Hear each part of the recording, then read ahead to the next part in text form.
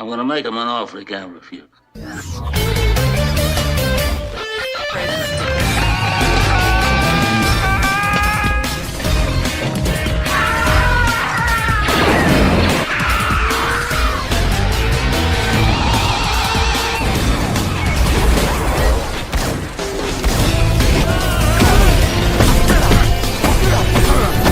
I'm not even supposed to be here today! Oh, fuck you!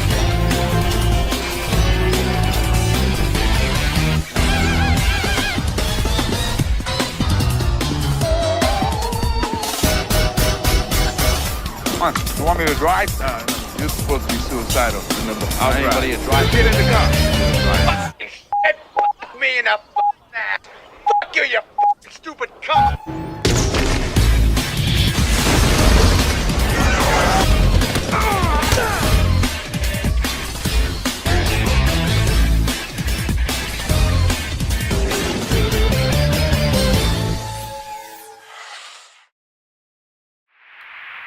Hey everyone, it's Don G. Corleone here, and I am here with a brand new movie review. This review is going to be for this weekend's newest release, The Bad Guys 2, the sequel to 2022's surprise DreamWorks hit, The Bad Guys.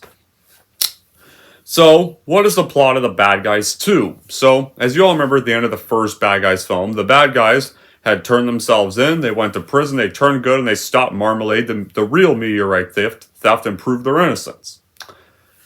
But now that they've gotten out of prison after being released a year early, they're struggling to find trust and acceptance in their newly minted lives as good guys. And when they're pulled out of retirement and forced to do one last job by an all-female squad of criminals. So, as my reaction, as you all do remember, like 3 years ago, I did like the first film when that film released. Surprisingly, did like it. And I wished for a sequel to happen after seeing it, and I couldn't wait when they confirmed it, but at the same time, we did have two really bad holiday specials on Netflix. I didn't see the Halloween one, but I did see the Christmas one, and I thought the Christmas one sucked. So I didn't bother with the Halloween one, but I heard the Halloween one was not any better. So I was a little worried about this sequel, to be fair. And with the route they were kind of going, and especially after I saw the first trailer, I wasn't really big on the first trailer. And it looked like it was going to be one of those sequels that kind of really retcons the end of the first film, but I still did plan to see it. So I did see it yesterday, and how was it? Well, it is kind of one of those sequels in a way, but it actually does in a way that actually would be very realistic. And if I'm going to be honest, I think I honestly like this film a lot more than the first one. Because this one felt a lot more fresh. Like, the first one was good, but at the same time, it was kind of really just it kind of had a basic cliche kid story. They used a lot of basic cliches. So that was kind of the problem with it. But this one, it felt a little more fresh, and it did feel a little more epic as well. Like, I like they didn't rely on too many cliches in this one. I like they did a different kind of route with this one. And I like they kind of showed the aftermath of the bad guys' actions. Like, you know, they get out of prison on good behavior, but in real life, to be honest, if you are a criminal that's been released from prison, life's going to be difficult and brutal for you to find a job. And that kind of shows it at the beginning of this movie. Because they did go good, but they did still commit a lot of crimes, and they did rob a bunch of people. So you can see why some people still don't trust them. So I like they kind of went that route here. So it does kind of make sense for them to go kind of a happy ending override with this sequel. So how was The Bad Guys 2 made? Well, the creator of Parafel said he wanted to do a sequel in March 2022 before the release of the first film. And then, well, it didn't really get announced till 2 years after its release. And the whole entire crew joining, with some new members like Leon joining the cast in July 2024, and Evolvement and Brooks Baikalova being announced in November, and Daniel Pemberton composed a score in return from the previous film. Then, of course, after The Bad Guys 2 was shot and advertised for quite a while, The Bad Guys 2 is released in the United Kingdom on July 25th, 2025, a few weeks ago, and was released in the United States on August 1st. And it's also got positive reviews from critics. So what made the Bad Guys 2 honestly better than the first film and how the story goes. So why the Bad Guys 2 I think is better than the first one is because it's an even more highly entertained sequel that builds up the fun and charm of the first film, and it brings back the same misfit characters and with their own unique personality, and does add some actually improved twists to keep the story engaging. And it's still full of fast-paced action, like clever humor and heartwarming moments, and reminds us why you love these characters in the first place. What I also love about the film is the strongest animation style, vibrant and being full of energy. And like the visuals in this one, they even feel much more like a lot of comic flair and a lot of heist movie animation at the same time, like the first one. Except you see more comic book like moments in the film during some certain characters' reactions, and that's what made it kind of really stand out from the first one. I really like some of the more comic book like shots, and the pacing is also snappy despite this having a slightly longer runtime in the first one. The action scenes are also creative and they're not overwhelming, and the soundtrack really adds a lot of flair. What really does make the movie work is also the chemistry between the characters. They still got their teamwork banter and their development. They feel genuine and fun to watch, and a good balance between comedy and deeper themes, like when you have redemption, when you have trust, or trying to find a place in the world that will not accept you. And these moments give the film emotional depth and don't try to slow it down. And like I said, this film really delivers on some stunning action and animation. Like, you can tell DreamWorks stepped up their game animation-wise with this sequel. You get even more vibrant colors, you even get more character expressions.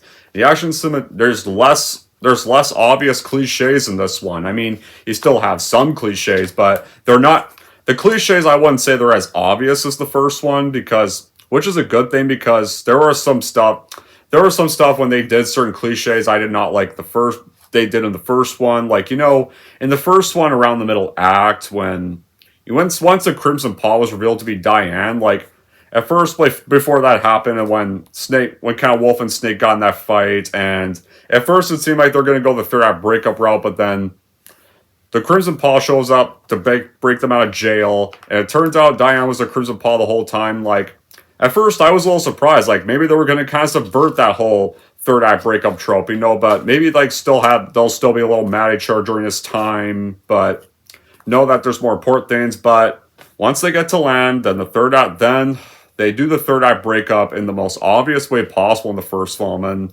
that was a scene that kind of almost hurt the first film a lot, because that could have been a nice little subvert expectation moment, but no.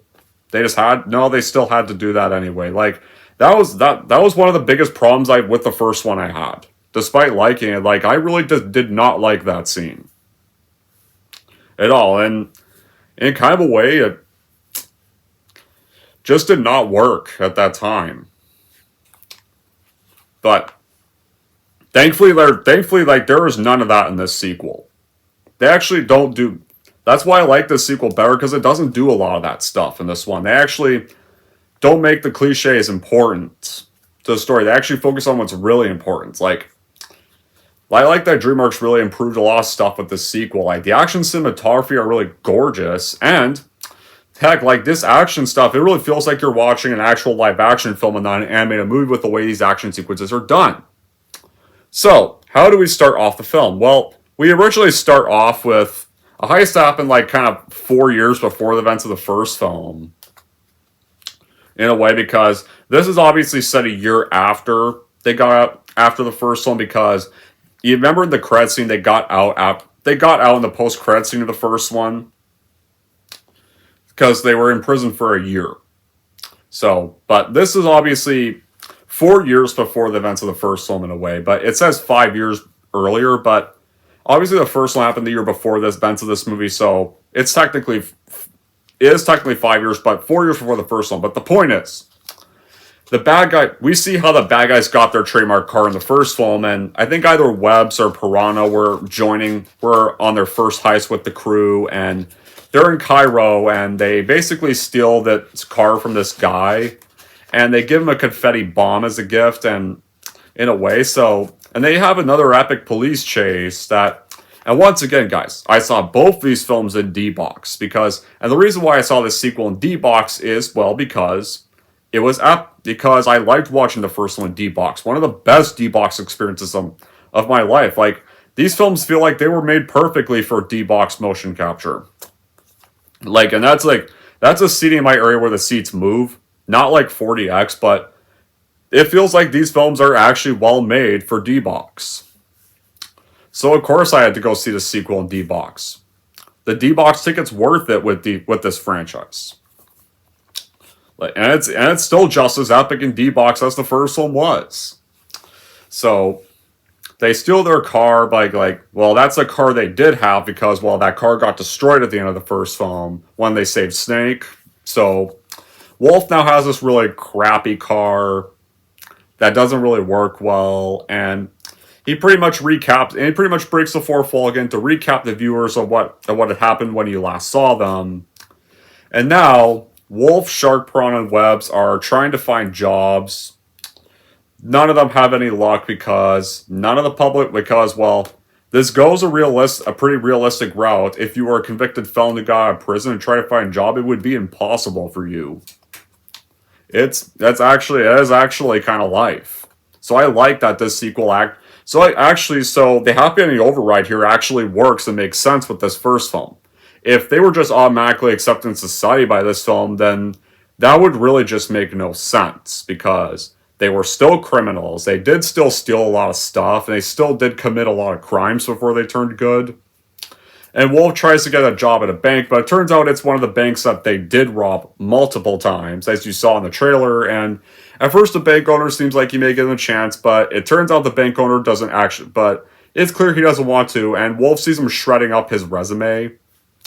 Piranha, yeah, unfortunately, Piranha still has his annoying fart gag from the first film in this one, and that denies him a job interview. Webb's pretty much says snitches would end up in ditches in a violent way and gets denied her job. When it comes to Snake, while Snake did have somewhat of a character arc in the first film, here he doesn't really do much. He's usually away from home, and I'll get to a little bit why he is, but eventually, though, Diane Foxington, after a boxing fight with Wolf, convinces Wolf to give people a reason to accept them, so Wolf helps, who was a chief in the first film. Luggins is now promoted to commissioner after the events of the first one, and they helps Luggins track down the Phantom Bandit, this new criminal, but after they kind of leave, they then find evidence leading to the bandit that they think is Snake, but it turns out he was not with them at home multiple times just because he was out with his new girlfriend Susan which was kind of why. And usually, what they do with Snake in this film is they basically give him this gag of constantly kind of simping for Susan, which kind of got stale after a little while. I mean, Snake was better. And be fair, while I did like Snake a little more than I did in the first one, because Snake to me kind of was my least favorite of the gang in the first one. There were times when he just came off as a little unlikable, specifically in the third act breakup scene, but here he is definitely slightly better in this one. But at the same time, he doesn't really do much. They don't really give much of a role in this one, so except to kind of really simp for Susan a lot of times, and it does get stale quick because they repeat the joke multiple times. But while they try to expose the Phantom Bandit, they get framed for the Phantom Bandit's work because the Phantom Bandit shows up in an arena. They try to steal the belt, but when they unmask, they think it's some random wrestler, and they get framed for it, and so the police chase them out, and they're on the run, they're wanted again, but the direction on the whole scale creates this fun, fast-paced little aesthetic and an appealing world that really memorable characters have to navigate. And direction on a scale is good because the banter makes you care about the characters, the storytelling is simple, and while it is kind of a children's movie, but at the same time, it also doesn't even feel like one, and it builds tension naturally through the action sequences. It keeps you on your toes, and also because it also doesn't really have the formulaic tone of the first one, that a lot of children's movies also do have in general. When it comes to the story of the movie, the story is actually pretty good, and even a slight improvement story. Concept for a sequel to The Bad Guys, with with them trying to adjust to society, like some people doubted a sequel to the bad guys would work because they had turned good, but here they actually pick a good idea for a sequel. Society realistically won't accept them, and you kind of don't really blame them. But they have to come out of retirement for a last job to save her name, and the plot structure is pretty forward, and I actually don't have all the formulaic stuff. And the character writing is a little more strong here, and you're able to personify these characters and make you care about them, especially like Wolf, when you see a struggle whether or not he should become good. You have the good screenplay because you have some strong dialogue for a somewhat children's flick. It's well written, entertaining, and the humor that's fun for all ages.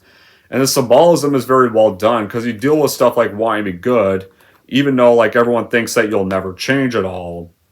In a kind of way, people still believe it. And the foreshadowing is like, there's not much present foreshadowing in this movie, and it does feel more about subverting expectations in a way.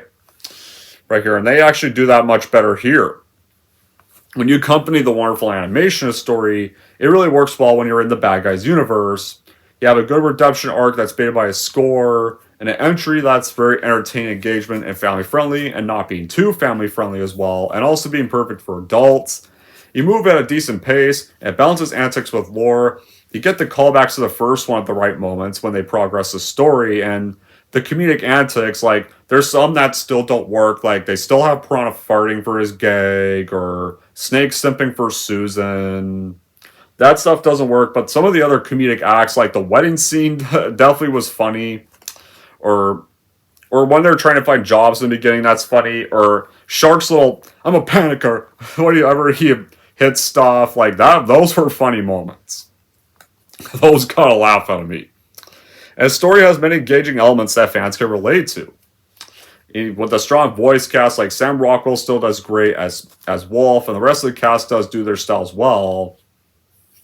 Even though you could use a little more time with some of the original cast to get more out of their characters, but the film is still enjoyable. And so, when they're on the run and trying to hide from the police, Wolf calls Diane to tell about the situation, and she believes them. And when it looks like they're going to get their names cleared, it turns out Susan, who had given them a ride earlier, ends up kidnapping them, and along with her other comrades, Kitty, our new antagonist of the film, and Pigtail, who was the bandit, who goes by the codename Doom, and was actually using Snake to lure the bad guys this whole time. And the weirdest thing is, Snake is actually proud of this, and so Kitty wants him to help steal this Moonix rocket, and they blackmail with footage of revealing Diane as the Crimson Paw as blackmail. And of course, so while this is happening on, Diane goes to Professor Marmalade at SUCM in prison, and well, it turns out like he's actually toughened up in a way, and it actually seems like he's kind of content with his prison lifestyle. In kind of a way, is not really sad about his defeat or prison lifestyle. And he tells like Diane through this game of like making her play Connect 4 when there, and that Kitty plans to use the Moon X space station to steal all the world's gold. And it turns out Kitty was one of his last visitors. In a way to kind of go over the whole plan. So you can tell, like, maybe... So it maybe kind of hints that maybe, like, some Marmalade is kind of somewhat in on this plan, because maybe there could be something coming up. But you're about to find out later when I get to that part later. But this scene was also pretty funny, like, when, especially Diane's reaction to Marmalade all muscled up. You look like a balloon animal. Yeah, that's because it was Arms Day, and he, like, really looks all beefed up and stuff, and even making her play Connect 4, the prison version, or Connect 6, which was also very funny. And so, and then of course the group starts their plan to go steal a smartwatch of the rocket's owner, Mr. Moon, at his wedding. And this was also a funny moment whenever Shark accidentally tranquilizes the bride, and they have to and Wolf has to somewhat kind of pose as the bride to avoid suspicion this whole time. But when Moon thinks it's Wolf, when one of the people thinks it's Wolf, immediately the guy that they stole the car from at the beginning tries to expose Wolf, but it turns out it's the bride, and so Moon is not happy by this. It kicks out, and the bride, under the tranquilizer's effects, immediately kisses Mr. Moon, and so the wedding goes successful. But then, of course, they successfully are able to pull off the heist very well. right here. And this was also funny moments, or especially Shark's disguise when delivering the flowers, but he kind of has a perfect Italian like voice. So then Kitty gives Wolf the footage of the flash drive. And it kind of does seem like she really means her word. And you even find out a little story about how she started her first heist when she was a kid. This teacher gave lollipops to good students, but because of her parents, she obviously didn't get any, so she stole all the lollipops one day, and the kids went to her for them. And so she actually seems like she's a little true to her word, and at first it seems like they're gonna kind of go the whole different liar cliche again when Wolf's starting to contemplate going bad again, but they actually don't do this here, and Wolf actually agrees to leave with the footage and continue on as planned in a way, but the reason why they don't get away is because, well, Kitty actually traps them there and destroys their engine before they can even leave. Because it turns out that they actually did not mean true to the word, and they actually are still bad guys, and of course, they know bad guys will obviously blackmail, and they obviously are not true to their promises. And, well, because, well, Wolf's friends had actually recorded her confession, and she wised up on them. So she traps them there, so that cannot go public. And, I really like that Kitty actually was smart and actually kind of went on to them in a way. Right here, like, the thing is, like, Marmalade was a fine antagonist in the first one, but here, like, the reason why Kitty, I think worked better is because you could tell she's bad from the very start, and she obviously is not going to keep true to her promise and is going to upload the footage anyway, but she honestly felt much more freshly written, and also felt much more intimidating, and what they did with the bad girls here, I like they didn't make them just some carbon copy, rinse, repeat, Ghostbusters 2016 version of the bad guys. They actually made them feel like actual characters. That's the thing. Like, now Susan and Pigtail are actually a little more sympathetic. Kitty is not. Like, they actually made Kitty actually intimidating. She felt better written. And she wasn't a twist villain. She was actually a villain from the start. You knew she was. So, yeah, so Kitty wised up on them. And so, she pretty much is able to upload the video to the internet, but will only not upload if the bad guys stay glued to the whole magnet device until the cops find them. And if they try to escape, the video will upload. So, the bad guys try various attempts to escape, but it keeps making the upload go faster. But they're trying to escape so they can destroy the video from being uploaded. And Wolf tries to throw the computer with the video in the fire, but unfortunately he misses the target, and sadly, the video uploads and goes viral. And it, like, really, really viral. And this was actually a very shocking moment right here, because this is a twist I did not expect would happen in this sequel. Like, I really did not expect the truth to get exposed, and this came out of nowhere. In a way, it does subvert the happy ending of the first one, but this time around, like, it didn't really, but it doesn't also spit on the original film's ending, because it will lead to better outcomes. But this was quite a good twist, and so Kitty uploads the video to the internet, and Diane's secret is exposed, and this was when she was about to be reelected. And sadly, she is not reelected at all. And people are furious. And she is now hated by everybody. And of course, because you all remember when Marmalade got framed as got framed as the Crimson Paw in the end of the first film in his defeat. So now that Diane's been exposed, he gets out of prison and all his charges get dropped. But the thing is, though, he still got exposed as the meteorite theft, so wouldn't he still be in prison for that? Wouldn't he still have to go to jail because he still stole the meteorites? But still, it was definitely a nice twist. And it actually didn't really bother me. And I actually kind of liked it, and I actually liked how they did this whole twist. Like, when Diane's about to apprehend them, Kitty tells to check her phone, and you can see the horror on Diane's face when the truth is now out to the public, and And at first it seems like they're going to tranquilize her and leave her for dead, but she is able, with enough energy, to get into their ship before it takes off. And the police are now alerted to the bad guy's location.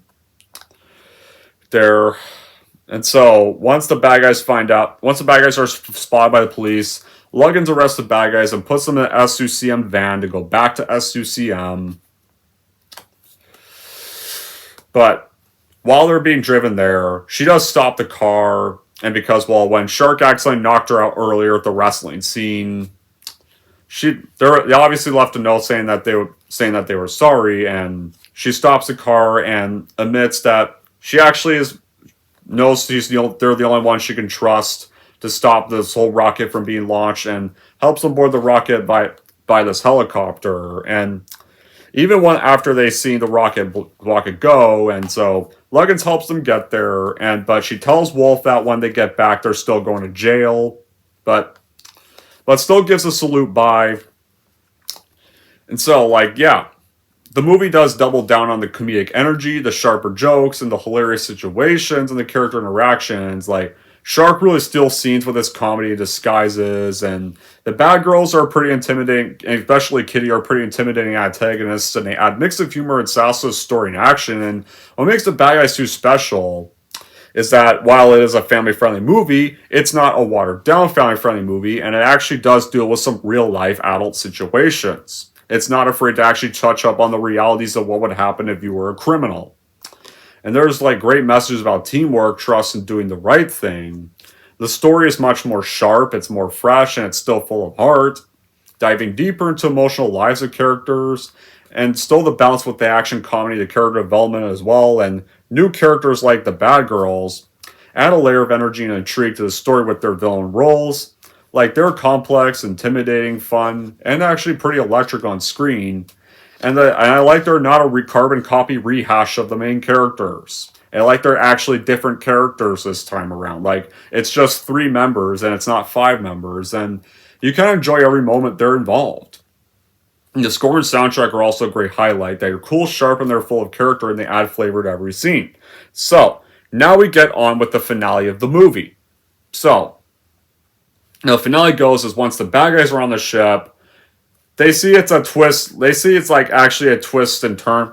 It's literally a twist and turn door where they mistake it for a pull hard to open door. But they get in the ship and they see themselves. They're able to fly because of zero gravity. But Pigtail and Doom are starting to have a change of heart because they do not want to attack the bad guys. But Kitty doesn't want. But Kitty is too unsympathetic and does not want to give up on the heist and overpowers the machine. And so she's able to steal a large amount of gold, including the gold limo that Marmalade was about to be transported in. Back home in. And so when Wolf is able to find Kitty, he battles Kitty and breaks the magnet's remote, but Wolf is able to pickpocket and steal her watch, and so he's able to maneuver the rocket to the space station, and of course, destroy the magnet and send the gold back down to Earth. And while the bad guys are also, other bad guys like Webs, Piranha, Shark, and Snake are also out trying to also further deactivate the ship in their spacesuits. You do get this gag, one of the more annoying parts about the fart gag in this movie, in this scene, Piranha and Snake are in their spacesuit together, and because Piranha's nervous about being in space, he frequently farts in the spacesuit, and the spacesuit that has him and Snake together, it goes floating out. And it keeps and he still keeps farting all the way. Eventually, though, Piranha opens the spacesuit and launches them back. That honestly was really stupid, man. You really did not need to put that in there. That was probably the joke of the film that was not funny. Honestly, that part was just really cringy and annoying. I didn't even like the fart gag in the first film either. And they keep doing it here, and it's still annoying. So, but now that the magnet has been destroyed, Kitty tries to kill Wolf, but Diane has now regained her strength and pretty much helps defeat Kitty. And then, of course, Wolf and Diane then finally share their first kiss, and they reunite. And she doesn't really care about the footage being uploaded, and is not mad at either of them for for failing to prevent that from being uploaded. But then the bad guys regroup and the rocket goes back to Earth. Pigtail Doom escape with Kitty in this escape pod, and at first it seems like it actually does first seem like the bad guys and Diane are all dead when it crashed back to Earth. And Luggins is hosting this funeral, and the citizens are now realizing all their good deeds. But it turns out they didn't. Obviously, they're not dead. They can't kill off the bad guys, because then why would this be a kid's film if they killed them off right away? And plus, this is the second film. You can't kill off your characters in the first sequel. Unless you're Joker 2, which was done because Todd Phillips just wanted to kill it off so he wouldn't have to make it, which he could have just said no and canceled it in the first place, but whatever. But she faked their deaths just because they're going to get employed as secret agents. And so they get to be a part of a secret agent service, while Kitty is sent to jail, and she's obviously angry. But Pigtail and Doom, because, well, to be fair, they were more sympathetic, they get sent to community service, in a way, because they were a lot more sympathetic than their master, so you can kind of see why they're not in jail with her. Because they were not as evil, and they kind of did start to kind of regret their actions, unlike Kitty, who didn't. So Kitty does go to jail, because she was the host of the heist. And, I actually, at first, was kind of satisfied with this ending. In a way, like, while I still do kind of want to see a third film, I actually do kind of like how this ends. Where they're now secret agents, and they're now honored for their sacrifices. And obviously their deaths are fake, so the cops can't come after them out of gratitude. So I was a little satisfied with this end. Where if they want to be like really good now, they have to be secret agents while people think they're dead. And at first I was kind of satisfied with this if this was the ending to the story, but there is a mid-credit scene because they still got to shoot Marmalade after he got sucked up to space. He's still stuck in his golden limo. But it turns out that gold limo was actually a spaceship that he uses to take home. And to be fair, if you guys don't know, in the book series, apparently Marmalade is actually an alien. So it seems like they're kind of going to start revealing that route, and they're building up to that reveal. But that is how The Bad Guys 2 ends, and it ends on an even more realistically bittersweet move. Because the bitterness is nothing's going to be the same after this, because Diane's reputation got ruined by the blackmail video, and Dane ended up becoming wanted by the police again, but they had to fake their deaths to keep themselves from being hunted by the authorities. But they become secret agents as well in the process, and they work for an agent service. Marmalade got released, clear charges, and he's going to plan out some more evil plans. And it seems like they're building up to that alien reveal, but the bad girls got thwarted and they're sent to prison. But who knows? Maybe Kitty will break out. And because you see, like, Kitty have this angry face in prison.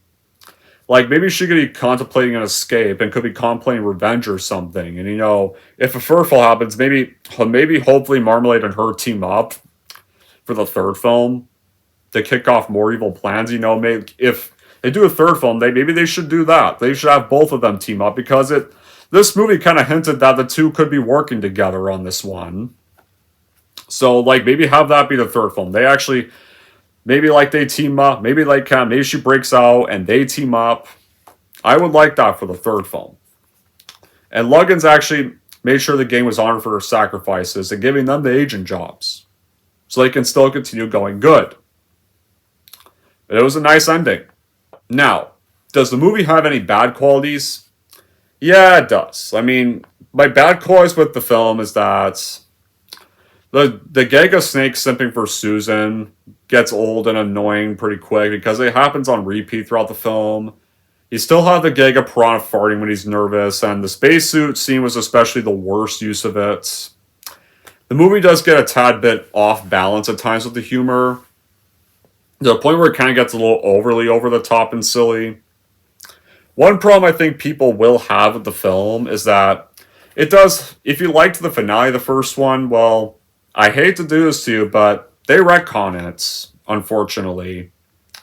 We know when they turn themselves in to save Diane from being arrested and reputation getting ruined, because after seeing the sequel, when you rewatch the first film, it's going to hurt for some people because now you know she's going to get exposed anyway. So it's really going to mean nothing by that point. And of course, like, Marmalade's going to get out of prison anyway. Even though he, to be fair, really shouldn't have, because he still stole the meteorite. So wouldn't he still be in jail for that? And Marmalade is Marmalade I know is an alien in the book series, but it seems like they're starting to really build up to that in the next film. It seems like they're going to maybe they'll reveal that in the next one. And they said they want to do a third one, so I'm down to see a third one. I would like to already see a third one and see where this goes. So other than those bad qualities, I still like this a lot more. And it's definitely one of the few good movies to come out this summer, because this has been a shitty summer and a shitty year overall for movies. And after watching, I think I watched quite a few bad films last week, I'm glad to finally watch a good new release now. There we go.